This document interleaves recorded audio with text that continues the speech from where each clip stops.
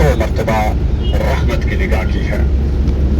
ऐसा जिस ज़मीन पर अभी आप मौजूद हैं, हरम जिसे कहा जाता है, इसका जिक्र अल्लाह रब्बुल इज़्ज़त ने कुरान में किया है।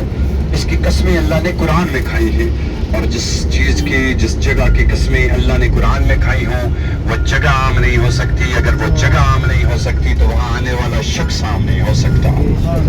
अल्लाह ताला ने खास कर दिया, जब खास कर दिया तो फिर अपनी इस घर में आपको दाखिल कर दिया। ऐसे सफ़र शुरू करने से पहले सफ़र की दुआ पढ़ लेते हैं। बिस्मिल्लाहिर्रहमानिर्रहीम। सुब्हानल्लज़ी सख्खर लना हाज़ा वमा कुन्ना लहू मुक़रिनीन व इन्ना इला रब्बिना लामुनक़लिबून। ऐसे हरम वो है कि जिसका मेज़बान अल्लाह खुद है, मेहमान आप हैं। और मेहमान कौन है? ना मेहमान आम है और ना मेज़बान आम है। मेहमान 2 अरब में से चुना गया है और मेज़बान खालिक कायनात है। 18,000 के लगभग मखलूकात है इस पूरी कायनात के अंदर। कितनी? 18,000 मखलूकात में से सिर्फ अल्लाह ने एक मखलूक को मुंतखब किया, पसंद किया। इसे पसंद करके इसे अशरफुल मखलूकात कह दिया, सरदार मखलूक कह दिया, बड़ा कह दिया। अब मैं और आप सरदार कैसे हो गए, बड़े कैसे हो गए? मेरे और आपके पास तो इल्म ही अल्लाह ने कुछ नहीं रखा। ना मैं और आप आसमान की बुलंदियों तक जा सकते हैं कि अल्लाह ने वहाँ जो राज रखे हैं वो मैं और आप जानते हो। ना मैं और आप 7 ज़मीनों के नीचे जा सकते हैं कि वहाँ जो अल्लाह ने इल्म रखे हो वो मेरे और आपके इल्म में हो। ना मैं और आप समंदर की गहराई में जा सकते हैं, अल्लाह ने वहाँ जो राज रखे हो वो अल्लाह ने मेरे और आपके इल्म में रखे हो। ये तो इल्म बहुत दूर की बात है। हम तो सिर्फ ये इल्म भी नहीं रखते कि अगले लम्हे मेरे और आपके साथ क्या होगा। जब मेरे और आपके इल्म में अल्लाह रब्बुल इज़्ज़त ने रखा क्यों कुछ नहीं, मेरे और आपके इल्म में रखा भी कुछ नहीं, फिर किस लिए मुझे और आपको अशरफ कह दिया, अशरफुल मखलूकात कह दिया? उसकी सिर्फ और सिर्फ एक वजह है, और वो क्या वजह है? कि अल्लाह रब्बुल इज़्ज़त ने मुझे और आपको शऊर की नेमत से माला माल कर दिया। अब शऊर क्या है? शऊर है सही और गलत के अंदर पहचान। और उस करीम जात को देखिए कि मैं और आप किसी पे अगर एहसान कर दे तो कितना जताते हैं, यार मैंने फलां तेरे ऊपर एहसान किया था, यार मैंने फलां तेरा काम किया था, यार मैंने फलां काम तेरे कहने पे किया था। ऐसा ही है। लेकिन उस करीम को देखिए कि उसने एहसान अजीम किया, मुझे और आपको इंसान पैदा कर दिया, लेकिन जताया नहीं। अल्लाह ने किसी जगह पे ये नहीं फरमाया बंदे पैदा मैंने किया है तो इबादत भी मेरी कर। नहीं, अल्लाह फरमाता है तहकीक कर। तहकीक किस चीज की? तहकीक करके वो कौन है जो मशरिक से सूरज को निकालता है, मगरब में डुबा देता है, और फिर वहीं से चांद को निकाल कर ले आता है और उन्हीं रास्तों से होते हुए उसे मशरिक में डुबा देता है। दोनों एक ही आसमान पर मौजूद है, दोनों एक ही मदार में मौजूद है, दोनों एक दूसरे के रास्ते में नहीं आते, दोनों एक दूसरे से टकराते ही नहीं। और वो कौन है जो इस तरतीब को लिए बैठा है? जब तू इस तरतीब की तहकीक करेगा तो मुझ तक पहुंच जाएगा। अब पहले एहसान क्या किया? मुझे और आपको अशरफ कह के इंसान बना दिया। अब दूसरा एहसान क्या किया? कि अल्लाह ताला ने दूसरा एहसान ये किया कि जिस उम्मत में पैदा होने के लिए अंबिया दुआ करते रहे, मुरसलीन दुआ करते रहे और ख्वाहिश का इजहार किया, रब्बे काबा मुझे हमें अपनी महबूब की उम्मत में पैदा फरमा। वो जो पाक हैं, मासूम हैं, वो नहीं पैदा किए गए। और मुझे और आपको देखिए, हमारी खुशबख्ती देखिए, पैदा होने से पहले क्या थे नहीं जानते, मरने के बाद क्या मामला होगा नहीं पता, कुछ नहीं जानते। लेकिन उस करीम ज़ात को देखिए, बगैर किसी दुआ के, बगैर किसी ख्वाहिश के अल्लाह ने करम में हम पे अजीम ये किया, हमारी रूह पे, हमारे जिस्मों पे करम करते हुए, रहम करते हुए, बगैर दुआ के अपने महबूब की उम्मत में पैदा कर दिया। उम्मत भी वो बना दिया जो उम्मतों की सरदार है, और नबी भी वो अता कर दिया जो नबियों का सरदार है। हाजी साहबान में और आप मुसलमान पैदा हो गए। पूरी दुनिया के अंदर 2 अरब मुसलमान हैं, 2 अरब। और 2 अरब में से कितने फीसद लोग यहाँ पर हरम में एक साल के अंदर आते हैं? 1% भी नहीं। 1% बनता है 2 करोड़ का, 2 अरब में से, सॉरी 4 करोड़ का 2 अरब में से फीसद बनता है 1%। और आने वाले कितने होते हैं एक साल में? 1.5 करोड़, 1.25 करोड़, या हद करें तो 2 करोड़। आधे का भी आधा फीसद। अब मुझे ये बताएं, वो आधे से आधा फीसद कौन लोग हैं? वो आप लोग हैं। अब नमाजें आपने पढ़ी, रोजे आपने रखे, ज़कात आप देते रहे, सदके आपने किए, जमीनें आपके पास है, बैंक बैलेंस आपके हैं, इल्म आप रखते हैं। वो जो बाकी 1 अरब 98 करोड़ लोग हैं उनके पास कुछ سارے غریب ہیں، سارے بے نمازی ہیں، سارے بے روز ہیں، آپ ہی نے سب نے کیا کی؟ نہیں، اللہ نے یہاں آنے کے لیے تو کوئی نیکی شرط ہی نہیں رکھی. اللہ نے کیا کہا؟ اللہ فرماتا ہے مجھے پسند آ، جب مجھے پسند آئے گا میں تجھے اپنے گھر میں لا کھڑا کر دوں. اب آپ کے اوپر اللہ نے کیا کرم کیا؟ آپ کی کوئی، اللہ نے پھر مسلمانوں کے اوپر 3 احسان کیے. وہ کون لوگ ہیں جن پہ احسان کیا گیا؟ وہ کون خوش نصیب لوگ ہیں؟ وہ آپ لوگ ہیں. اب کیا احسان کیے کہ آپ کا کوئی چھوٹا سا عمل، کوئی نیکی، کوئی نیت جسے آپ نے کبھی نیکی کی حیثیت ہی نہیں دی، بس راہ چلتے کر دی، لیکن اللہ کو وہ انداز اتنا پسند آ گیا، وہ کرم اتنا پسند آ گیا، وہ عمل، وہ نیت اتنی پسند آ گئی کہ اللہ تعالیٰ نے سب سے پہلا احسان کیا کیا؟ آپ کے دلوں کو جھاڑا، اسے کھنگالا، اسے صاف کیا، اس کی دھول صاف کی، غیر اللہ نکالا، انا، تکبر، بغض نکالا، اسے پاک کیا اور اس کے اندر اپنے گھر کی زیارت کا شوق ڈال دیا. یہ زیارت کا جو شوق ہے جو آپ لے کر یہاں موجود ہیں، یہ کوئی عام چیز نہیں ہے حاجی صاحبان، یہ الہام ہے.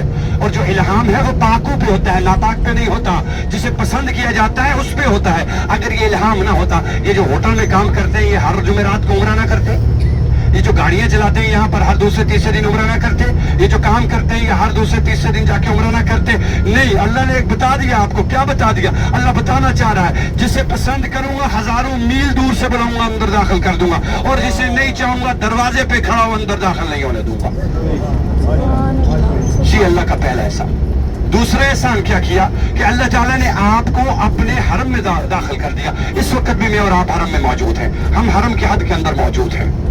میں انشاءاللہ تعالیٰ آپ کی دلچسپی رکھیں گے تو میں آپ کو حرم کی حدود بھی دکھاؤں گا کہ حرم کی حدود ہے کہاں تک. اب میں اور آپ حرم میں پہنچ گئے، یہ دوسرا احسان تھا. اب تیسرا احسان کیا جسے میں سب سے زیادہ بہت بڑا، میں احسان عظیم سمجھتا ہوں، وہ کیا ہے کہ آپ یہاں اپنے ہوٹل میں پہنچ گئے، اپنے کمرے میں پہنچ گئے، اپنے بستر تک پہنچ گئے. یہ دوسرا احسان تھا کہ آپ یہاں پہنچ گئے. تیسرا احسان یہ ہے کہ جو آپ پہنچے اللہ نے آپ کو بیماری نہیں لگائی، اللہ نے آپ کو جسم پہ کوئی زخم نہیں لگایا، اللہ نے آپ کو کسی ایسی تکلیف میں نہیں ڈالا. آپ اپنے کمرے سے نہ نکل سکتے، آپ اپنے بستر سے نہ اٹھ سکتے، آپ اپنے ہوٹل سے نہ نکل سکتے، اور پھر آپ وہی جو دل کے اندر لے کر آئے تھے وہ لے کر چلے جاتے. اللہ نے ایسا نہیں کیا. حالانکہ ہم گنہگار ہیں، اللہ نے اپنی رحمت کو دیکھا. جب اس نے اپنی رحمت کو دیکھا تو اسے گوارا نہ ہوا کہ یہ بندہ ایسا رہ جائے. اس نے پھر ہم پہ احسان یہ کیا، یہاں پہنچا کے اپنے گھر کے اندر داخل ہونے کی اجازت دے دی. اور میں اور آپ کعبہ شریف کی زیارت کر کے اسے چھو کے حاجی بن کر واپس آ گئے.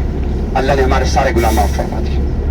ایسے بن میں اور آپ اس جگہ جس جگہ موجود ہیں اسے جبل سور کا دامن کہا جاتا ہے. ابھی میں اور آپ نیچے اتریں گے، تو جو میری طرف رکھیں، تو جو میری طرف رکھیں. میں انشاءاللہ نیچے اتر کے باہر کی زیارت بھی کرواؤں گا، اس کے بارے میں بتاؤں گا. لیکن اس سے پہلے حاجی صاحبان، آپ اللہ کی آزمائش میں ہیں. آپ کی آزمائش کیا ہے کہ آپ اللہ کو راضی کرنے کے لیے آئے. ایسی ہے، اللہ کو راضی کرنے کے لیے آئے. اللہ کو راضی کرنا اگر ایسے عام بات ہوتی تو انبیاء کے اوپر اللہ آزمائشیں نہ ڈالتا، اولیاء کے اوپر اللہ آزمائشیں نہ ڈالتا. اللہ نے بتا دیا مجھے راضی کرنا ہے تو آزمائش پہ پورا اترنا ضروری ہے. اب آپ اللہ کی آزمائش میں کیا ہے کہ آپ اللہ کی آزمائش میں ہیں. آپ نے میری اور اس کی آزمائش نہیں لینی. میری اور اس کی آزمائش ہے میں ادھر نیچے اتاروں، اس کے بعد 2-4 ادھر آگے نکل جائیں، 2-4 ادھر روڈ کراس کر جائیں اور میں آپ کو ڈھونڈتا پھروں. یہ آپ نے نہیں کرنا. میرے ساتھ نیچے اتریں گے، مختصر سا بیان کروں گا، پہاڑ کی زیارت کریں گے. آپ نے اگر کوئی دانا ڈالنا چاہیے نیچے، دانا یہ ان کے ان سے لے کر آپ یہاں دانا ڈالیں، دعا کریں. جو کبوتر ہیں جو اس غار کے باہر بیٹھے تھے دعا کریں اور پھر سیدھا آپ گاڑی کے اندر آ جائیں گے. ٹھیک ہے، 10 منٹ ہم رکیں گے. صحیح ہو گیا. اور دوسری بات یہ ہے حاجی صاحبان کہ آپ نے وہ بننا ہے کہ جس پہ فرشتے رشک کرتے ہیں. اور جس پہ فرشتے رشک کرتے ہیں حاجی صاحبان، وہ اپنے آپ کو جانتے ہیں، انہیں پتا ہے کہ ہم یہاں آنے کے قابل نہیں تھے، یہ تو اس نے کرم کر دیا اور یہاں داخل کر دیا. ایسے بان میرے ساتھ نیچے اتریں گے، میرے ساتھ اتریں گے. اللہ تعالیٰ میرے اور آپ کی ایمان کی حفاظت فرمائے. آ جائیں بسم اللہ. اور یہ جو روشنی ہے پھر دل تک محدود نہیں رہتی، آپ کے چہرے اس روشنی کی گواہی دیتے ہیں. ایسے بات نبی پاک صلی اللہ علیہ وسلم جہاں جب یہاں خطبہ دے چکے تو آپ صلی اللہ علیہ وسلم اپنی اونٹنی کسوہ سے نیچے اتر آئے. حکم دیا کہ کاٹ اٹھوا دیا جائے. کاٹ اٹھا لیا گیا. آقا نبی پاک صلی اللہ علیہ وسلم اونٹنی کی ننگی پیٹھ پہ سوار ہو جاتے ہیں. اور پھر آپ رو رو کے اپنی امت کے لیے، لکھا گیا ہے 4 سے 5 گھنٹے تک اپنی امت کے لیے رو رو کے دعائیں کرتے ہیں. اللہ رب العزت نے اپنے محبوب کی آنکھوں میں آنسو دیکھے تو فوراً حکم دیا جبرائیل جاؤ میرے محبوب سے کہہ دو کہ روئے مت، میں آپ کی آدھی امت بخش دوں گا. جبرائیل حاضر ہوئے، سلام عرض کیا یا رسول اللہ صلی اللہ علیہ وسلم، اللہ فرماتا ہے کہ روئے مت، میں آپ کی آدھی امت بخش دوں گا. آقا روتے ہوئے فرماتے ہیں میری امت تو بہت گنہگار ہوگی، آدھی بخش دی جائے گی، آدھی کا کیا ہوگا، وہ تو بہت گنہگار ہوگی. تو اللہ تعالیٰ نے جب یہ منظر یہ جبرائیل نے دیکھا اور یہ سنا تو واپس عرش کی طرف سفر کیا، جا کے اللہ کے حضور عرض کیا رب کعبہ محبوب تو یہ فرما رہے ہیں. تو اللہ رب العزت نے فرمایا جاؤ میرے محبوب کو جا کر یہ خوشخبری سنا دو کہ جس دن یہاں قیامت برپا کی جائے گی اس دن میں آپ کو آپ کی امت کی شفاعت کا حق بخش ہوگا. آقا نبی پاک صلی اللہ علیہ وسلم کی شفاعت مجھ پہ اور آپ پہ یہاں اسی میدان کے اندر واجب ہوگی. لیکن وہ جو شفاعت ہے یہ اپنے ذہن سے نکال دیجئے گا. ہمارے ہاں ایک ہم جو میں ہر روز آج صبح بھی میں عرض کر رہا تھا، اب بھی آپ کے سامنے عرض کروں، مسلمان دو طرح کے ہیں. ایک پوری دنیا کے مسلمان ہیں ہو گئے کہ انڈیا پاکستان اور بنگلہ دیشی مسلمان، کام سے مسلمان نہیں دکھتے، کام سے ان کا مسلمان، عمل سے مسلمان ہونا ان کا بہت دین آیاب ہے، کوئی ہو تو وہ اللہ کا ولی ہے، فرشتہ ہے. داڑھی بڑھا لینے سے مسلمان نہیں. آپ آئے میرے ساتھ چلیں، میں آپ کو دمام لے کر چلتا ہوں. جو یہاں کام کرتا ہوں اس سے پوچھے دمام کے اندر یہودی رہتے ہیں، آپ سے بڑی بڑی داڑیاں رکھی ہوئی. داڑھی سے مسلمان نہیں ہے. داڑھی ایک سنت ہے، سنت ہی صرف اکیلی داڑھی نہیں ہے، باقی بھی تو اللہ کی بہت محبوب کی سنت ہے، وہ ہم کیوں نہیں پوری کرتے؟ سنت یہ ہے کہ آپ کسی کو تنگ نہ کریں، کسی کی زمین پہ قبضے نہ کریں، کسی کا رستہ نہ بند کریں، کسی سے ناراضگی نہ کریں، کسی کے خلاف آپ کوئی سازش نہ کریں. یہ ساری کی ساری سنتیں ہیں، یہ کیوں نہیں آپ کو یاد آتی؟ اللہ تعالیٰ مجھے اور آپ کو دین سمجھنے کی اور عمل کرنے کی توفیق عطا فرمائے. کسی مشکل سے نکالنا چاہتا ہے، اللہ آپ کے منہ کے آگے خود کھڑا ہو کے نہیں کہتا یہ کام کر، یہ دوائی کھا، اس سے لے، اس کے پاس جا، میں تجھے تندرست کر دوں گا، شفا دوں گا. یا کبھی یہ نہیں کہتا کہ فلاں کے پاس جا تو تیری جو مشکل ہے میں دور کر دوں گا. نہیں، اللہ وسیلوں کے ذریعے آپ تک چیزیں پہنچاتا ہے.